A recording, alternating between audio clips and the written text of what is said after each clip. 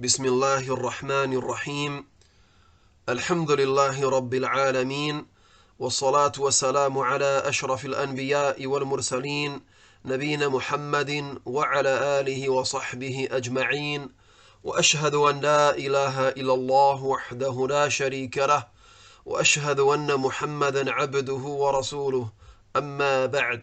Louvado seja Allah, Senhor dos Universos, que a paz e os elogios de Allah estejam sobre o mais nobre de todos os profetas e mensageiros, o nosso profeta Muhammad, sobre a sua família e os seus companheiros. E testemunho que não existe nenhuma divindade com o direito de ser adorada, exceto Allah, o único, sem parceiros, e testemunho que Muhammad é o seu servo e mensageiro.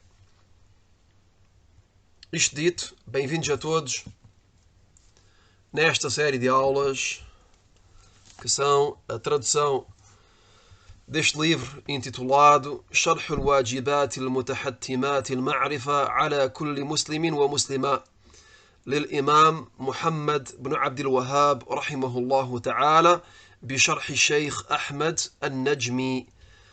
As obrigações que cada muçulmano e cada muçulmana devem imperativamente conhecer do autor, o Imam Muhammad ibn Abdul Wahhab rahimahullah, com a explicação do Sheikh Ahmad al-Najmi rahimahullah.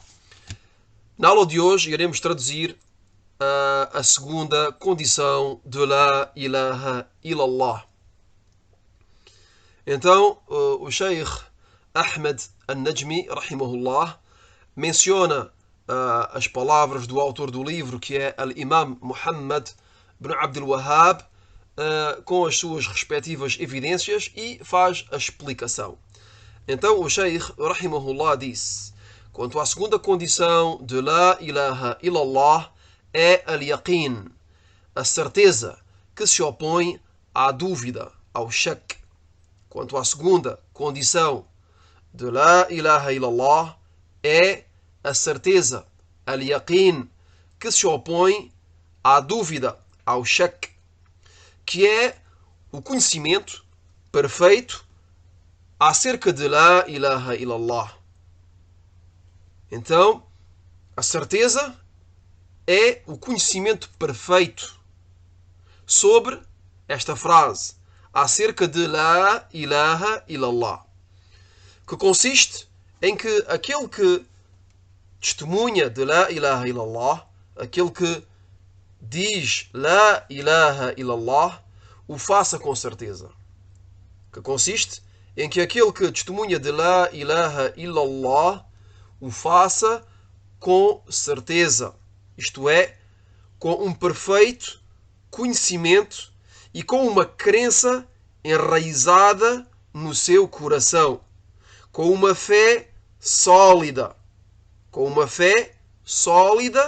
neste testemunho, sem qualquer dúvida, nem hesitação no seu testemunho. Então, de maneira resumida, este é o significado da certeza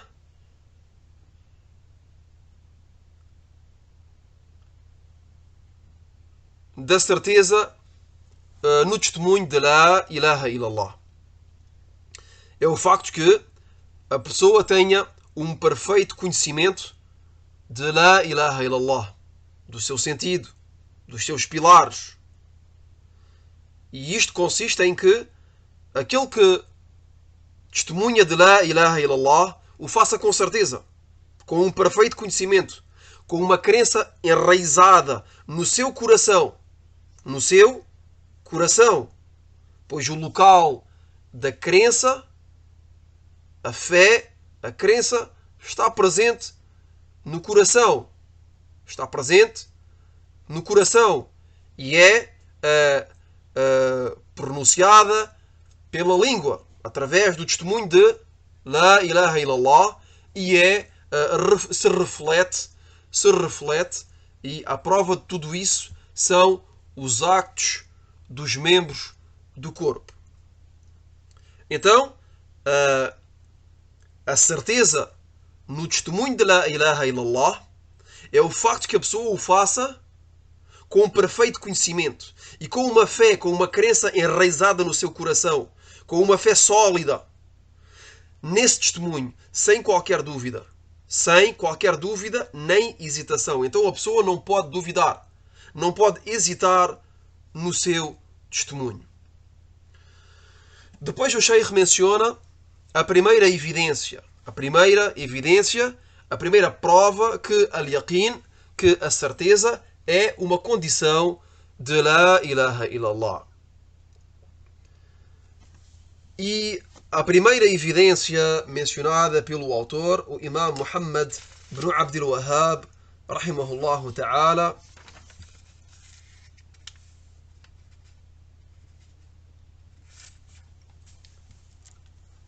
é o versículo número 15 de Surat Al-Hujurat.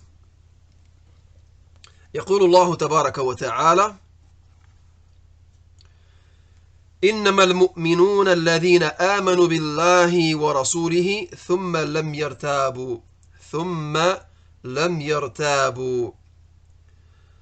Allah subhanahu wa ta'ala disse, de acordo com o sentido do versículo, somente são crentes aqueles que creem em Allah e no seu mensageiro e não duvidam. Somente são crentes aqueles que creem em Allah e no seu mensageiro e não duvidam. Isto é, só são crentes aqueles que creem em Allah e no seu mensageiro e que não tenham dúvida nisso. E que não duvidam nos seus testemunhos de fé. E vemos aqui que neste versículo Allah subhanahu wa ta'ala menciona a condição para que a pessoa seja realmente crente, que é o facto de crer e de não duvidar. Então temos a certeza e o seu oposto, que é a dúvida. Então a pessoa tem de ter a certeza e não pode duvidar, para que este testemunho seja benéfico.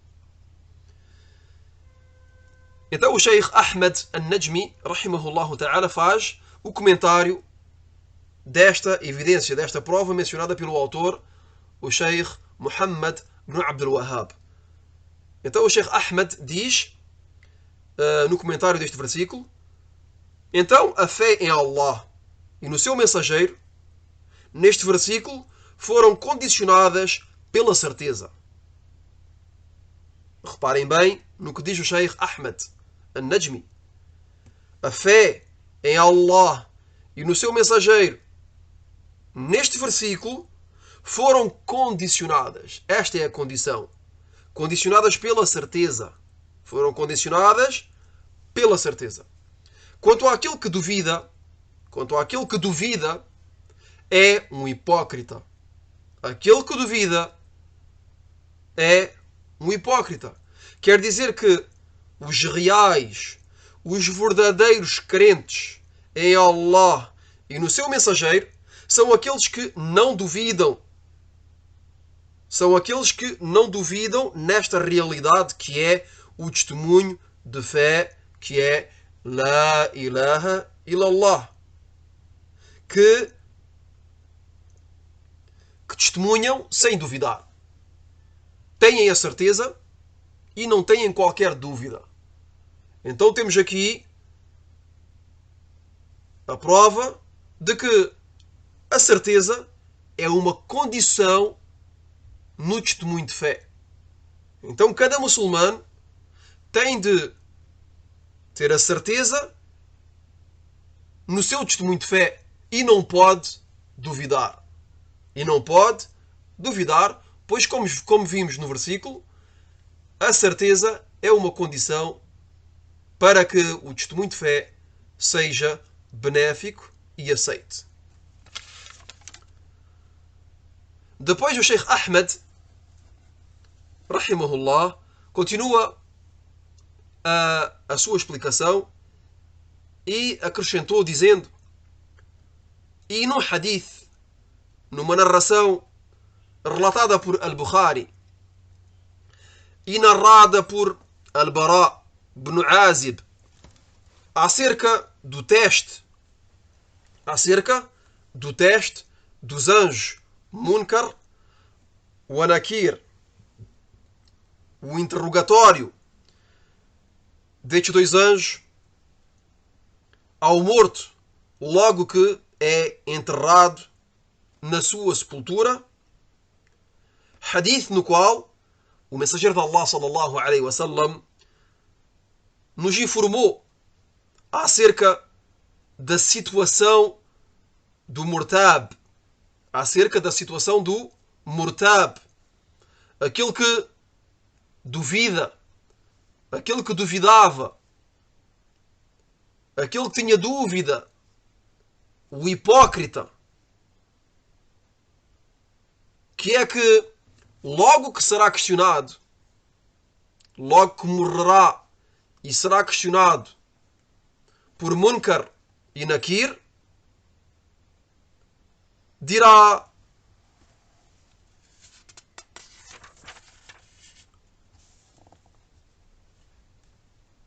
ها لا أدري سمعت الناس يقولون شيئا فقلته. Então, al-murtab, o hipócrita que é aquele que diz uma coisa que não crê com o seu coração. Quer dizer que testemunha de la ilaha illallah com a sua língua, ou até mesmo através dos seus membros exteriores, fazendo a oração, por exemplo, mas que no fundo do seu coração não acredita no seu testemunho, ou até duvida no seu testemunho. Então aquele que duvida, al-murtab, aquele que não acredita naquilo que pronuncia, é um hipócrita. É um hipócrita. E o Sheikh aqui nos diz que aquele que duvida é considerado também como um hipócrita. Quer dizer que o veredito é o mesmo. De acordo com a explicação do nobre Sheikh Ahmed al-Najmi, rahimahullah ta'ala, que diz que فَأَمَّا الْمُرْتَابِ الْمُنَافِقِ الشَّاك. O Sheikh nos diz que quanto ao murtab, aquele que duvida, que é um hipócrita, a sua situação na sepultura, logo que será interrogado e que será questionado pelos dois anjos Munkar e Nakir acerca do seu Senhor, acerca da sua religião e do seu profeta, o que dirá? Dirá: não sei. Quer dizer, não posso responder. Ouvi as pessoas dizerem algo, então repeti aquilo que diziam. Reparem bem, aqui o mensageiro de Allah sallallahu alaihi wasallam nos informa da situação daqueles que duvidavam, daqueles que diziam la ilaha illallah, mas que duvidavam deste testemunho, que são os hipócritas, os duvidosos, aqueles que duvidam. A situação deles será a qual? Será que logo que serão questionados dirão não sei, ouvi apenas as pessoas dizerem algo, então repeti aquilo que as pessoas diziam. Quer dizer que testemunhava de la ilaha illallah por imitação, sem certeza, duvidando no seu testemunho. E a causa que leva as pessoas a testemunharem de la ilaha illallah e de duvidarem nesse testemunho, há várias causas. Há pessoas que podem dizer la ilaha illallah unicamente para imitarem os outros. Ou pode ser também unicamente para se protegerem. Para protegerem as suas riquezas. Para ganharem qualquer bem mundano,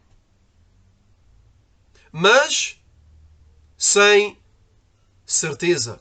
O fazem unicamente com as suas línguas. E esta é a definição do hipócrita. Como disse, é um ponto extremamente importante e por isso tento realçar este ponto, que é que o hipócrita é uma pessoa que testemunha de la ilaha illallah. É uma pessoa que é considerada pelos muçulmanos como um muçulmano. É uma pessoa que frequenta os muçulmanos. É uma pessoa que frequenta a mesquita. E na época do mensageiro de Allah sallallahu alaihi wasallam, na época na qual o mensageiro de Allah sallallahu alaihi wasallam emigrou de Meca para Al-Medina, encontrou em Medina apareceram os hipócritas. Foi lá que apareceram os hipócritas. Pessoas que testemunhavam de la ilaha illallah, pessoas que oravam na mesquita, pessoas que até foram ao ponto de sair para o combate no caminho de Allah subhanahu wa ta'ala, mas que eram hipócritas. Não o faziam com certeza. Não o faziam com certeza, mas pelo contrário, diziam aquilo no qual não acreditavam.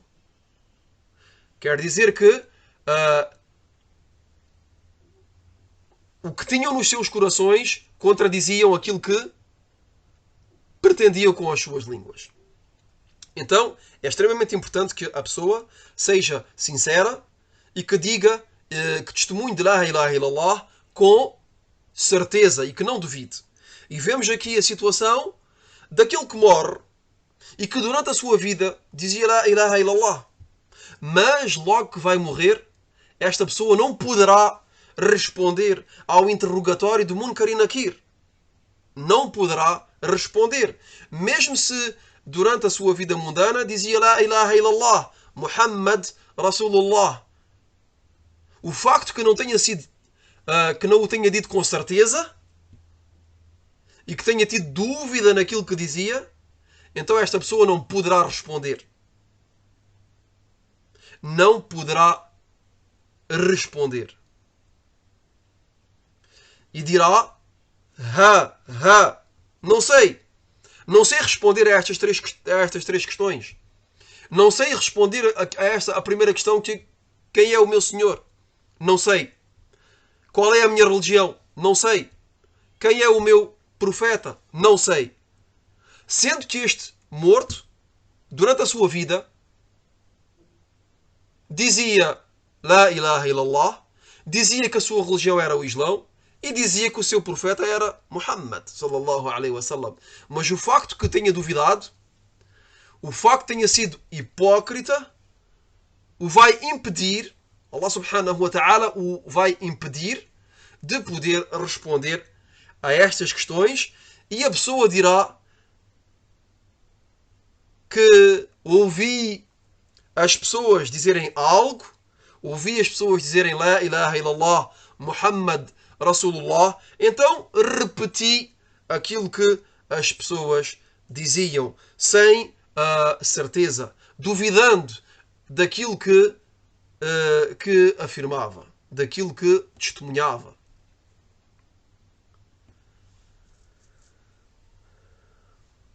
Depois de mencionar este hadith, o Sheikh Ahmed, rahimahullah, invocou Allah, suplicou a Allah subhanahu wa ta'ala de nos proteger de tal coisa, isto é, de nos proteger de não podermos responder às questões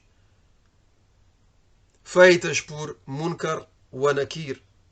Então o Sheikh disse, suplicou a Allah subhanahu wa ta'ala de nos proteger de tal coisa e de encher os nossos corações de fé e de certeza, e de nos proteger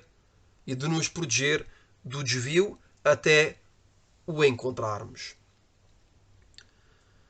Depois o Sheikh, rahimahullah, disse, quanto à evidência desta condição, isto é, al-yaqin, da certeza, na sunnah,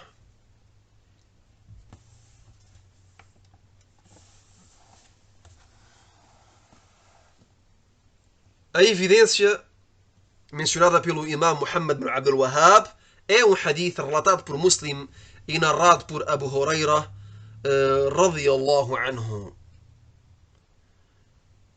عن أبي هريرة رضي الله عنه قال قال رسول الله صلى الله عليه وآله وسلم أشهد أن لا إله إلا الله وأني رسول الله لا يلقى الله بهما عبد لا يلقى الله بهما عبد غير شاك فيهما إلا دخل الجنة.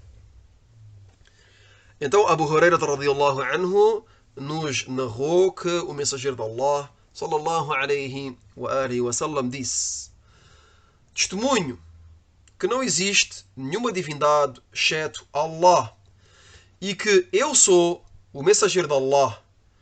Todo o servo que encontrará Allah com estes dois testemunhos, sem duvidar neles, Allah o fará entrar no paraíso.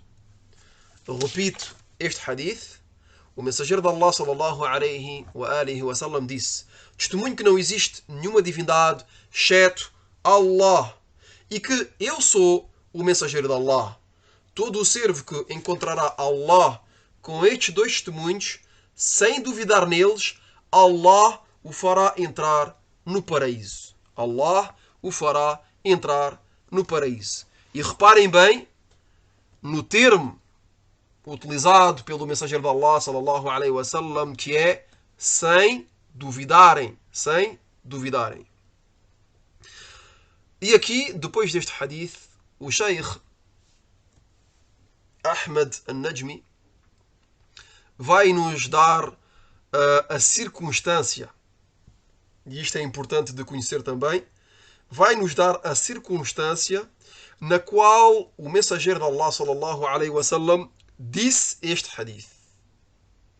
E iremos ver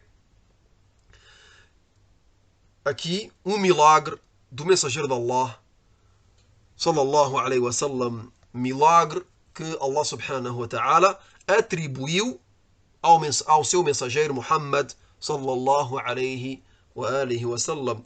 E é muito importante de conhecer as circunstâncias nas quais foram revelados os versículos de Allah subhanahu wa ta'ala e também as circunstâncias nas quais foram ditos os ahadith do mensageiro de Allah sallallahu alaihi wasallam, pois tal conhecimento nos ajuda a compreender melhor a legislação. Então o Sheikh Ahmed An-Najmi disse: este hadith foi dito pelo mensageiro de Allah sallallahu alaihi wasallam logo que ele e os seus companheiros estavam a caminho da batalha de Tabuk. Este hadith foi dito pelo mensageiro de Allah sallallahu alaihi wasallam logo que ele e os seus companheiros, a Sahaba radiyallahu anhum, estavam a caminho da batalha de Tabuk e que as suas provisões alimentares se tinham quase esgotado. Estavam a caminho de uma batalha, que é a batalha de Tabuk, e as provisões alimentares estavam quase esgotadas.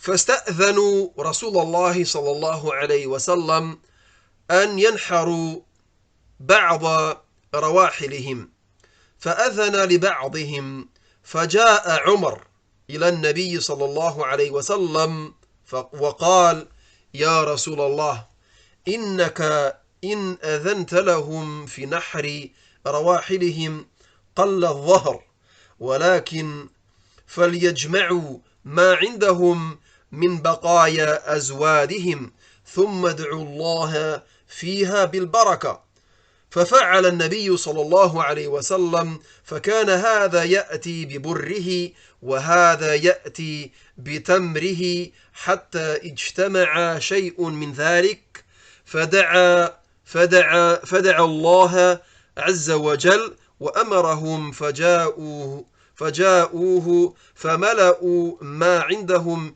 من أوان حتى فضلت فضله فعند ذلك قال أشهد أن لا إله إلا الله وأني رسول الله لا يلقى الله بهما عبد غير شاك فيهما إلا دخل الجنة. Então, agora que conhecemos a situação que é que estavam a caminho da Batalha de Tabuk e que as provisões dos soldados que eram o mensageiro de Allah sallallahu alaihi wasallam e os seus companheiros se tinham quase esgotado, não tinham alimentos. Então os companheiros radiyallahu anhu pediram autorização ao mensageiro de Allah sallallahu alaihi wasallam de abaterem ou de sacrificarem alguns animais sobre os quais viajavam. Então os Sahaba radiyallahu anhum foram questionar, foram pedir autorização ao mensageiro de Allah sallallahu alaihi wasallam de abaterem ou de sacrificarem alguns animais sobre os quais viajavam, pois já não tinham alimentos e necessitavam, tinham necessidade de comida. Então pediram autorização de poderem abater alguns dos animais sobre os quais viajaram, sobre os quais estavam a viajar. De maneira resumida, sobre alguns dos seus meios de locomoção. Nesse momento, Umar ibn al-Khattab radiyallahu anhu se dirigiu ao mensageiro de Allah sallallahu alaihi wasallam e disse-lhe. Então Umar ouviu o pedido dos outros companheiros ao mensageiro de Allah sallallahu alaihi wasallam e resolveu ir ao encontro do mensageiro de Allah sallallahu alaihi wasallam e disse-lhe o seguinte: ó mensageiro de Allah, se lhe deres autorização de abaterem os seus animais, ó mensageiro de Allah, se lhes deres a autorização de abaterem os seus animais, os meios de transporte diminuirão. Os meios de transporte diminuirão. Reparem bem aqui que Umar, apesar da situação ser complicada e que de estarem em viagem e que tenham fome e que a comida esteja a esgotar, viu que não era uma boa ideia de abaterem os animais, pois os animais eram os meios de transporte. E se o fizessem, então os meios de transporte iriam diminuir. E Umar deu uma sugestão ao mensageiro de Allah sallallahu alaihi wasallam, que é a seguinte: no entanto, por que não lhes pedes de reunirem o resto das provisões alimentares e invocas Allah de as abençoar? Então vejam aqui que Umar veio dar uma sugestão ao mensageiro de Allah sallallahu alaihi wasallam, que é de não sacrificarem os animais, de não sacrificarem os meios de locomoção, mas sim de reunirem os poucos alimentos que restavam e que o mensageiro de Allah sallallahu alaihi wasallam suplica a Allah, invoca Allah subhanahu wa ta'ala de abençoar esses restos de alimentos e que esta bênção façam que estes alimentos aumentem. Que estes alimentos aumentem. Então o profeta sallallahu alaihi wasallam aceitou a proposição de Umar. Aceitou a proposição de Umar e pediu aos companheiros, aos Sahaba, de reunirem os restos de comida que tinham, de reunirem os restos de tâmaras e os restos de trigo que tinham com eles. Os restos de trigo e de tâmaras que restavam. E o profeta, sallallahu alaihi wasallam, invocou Allah, suplicou a Allah subhanahu wa ta'ala de abençoar os restos das provisões, reunidas. Então o mensageiro de Allah sallallahu alaihi wasallam invocou a Allah, suplicou a Allah subhanahu wa ta'ala de abençoar esses restos de tâmaras e de trigo.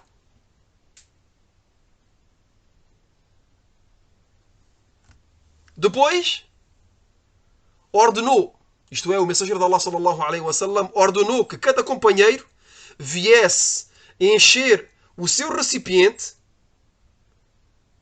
Quer dizer que cada sahabi, cada companheiro, veio com o seu próprio recipiente, que estava vazio, se abastecer. Ordenou que cada companheiro viesse encher o seu recipiente e depois de terem todos os sahaba, todos os companheiros, se terem servido e abastecido, ainda sobrou um pouco.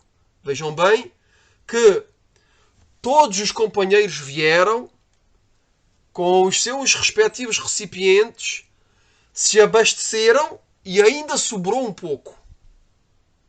Sabendo que a quantidade de companheiros presentes nesta batalha era enorme. Como dizem os historiadores, eram 30 mil. Eram 30 mil. 30 mil. E todos eles serviram e ainda sobrou. Então temos aqui, sem dúvida alguma, um milagre que Allah subhanahu wa ta'ala atribuiu ao seu mensageiro sallallahu alaihi wasallam. E temos aqui uma evidência, uma prova. Temos aqui uma evidência. Uma coisa que nos beneficia na certeza. Quer dizer que logo que uma pessoa vê isto, sobretudo os companheiros que estavam presentes, e nós também, porquê? Porque este é um hadith que é autêntico. É um hadith sobre o qual não há dúvida. Não há dúvida na autenticidade deste hadith.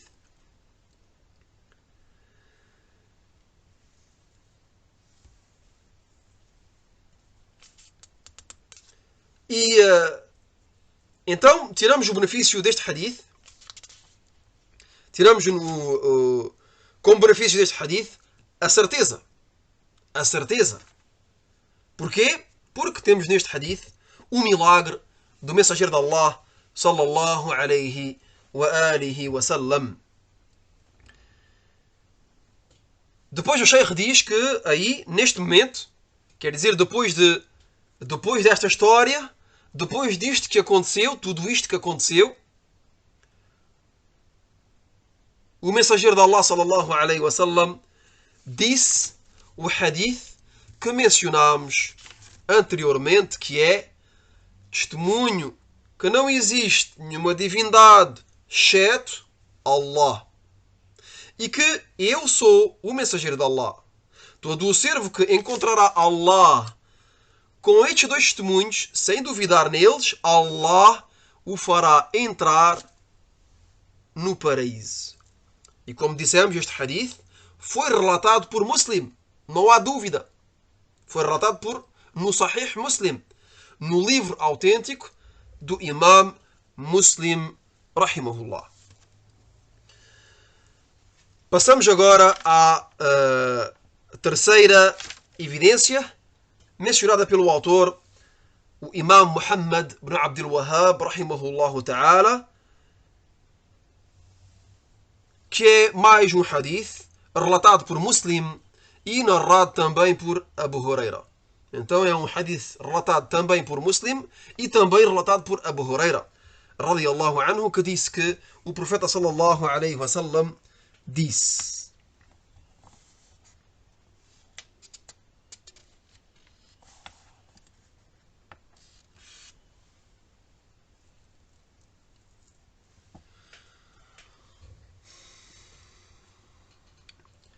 عن أبي هريرة رضي الله عنه ذكر فيه قوله صلى الله عليه وسلم له: من لقيت من وراء هذا الحائط يشهد أن لا إله إلا الله مستيقنا بها قلبه فبشره بالجنة.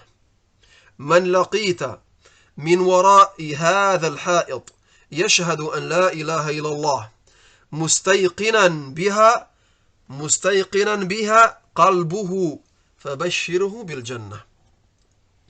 Neste hadith, o mensageiro de Allah sallallahu alaihi wasallam disse a Abu Huraira. O mensageiro de Allah sallallahu alaihi wasallam disse a este sahabi que é Abu Huraira. Disse-lhe o seguinte: anuncia.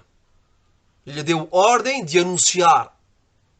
Anuncia o paraíso a todo aquele que encontrarás atrás deste muro, testemunhando que não existe nenhuma divindade com o direito de ser adorada além de Allah, e que o seu coração tenha a certeza e não duvide deste testemunho. Anuncia o paraíso a todo aquele que encontrarás atrás deste muro. A condição qual é que é? Que testemunhe que não existe nenhuma divindade além de Allah e que o seu coração tenha a certeza e não duvide deste testemunho. Então, anuncia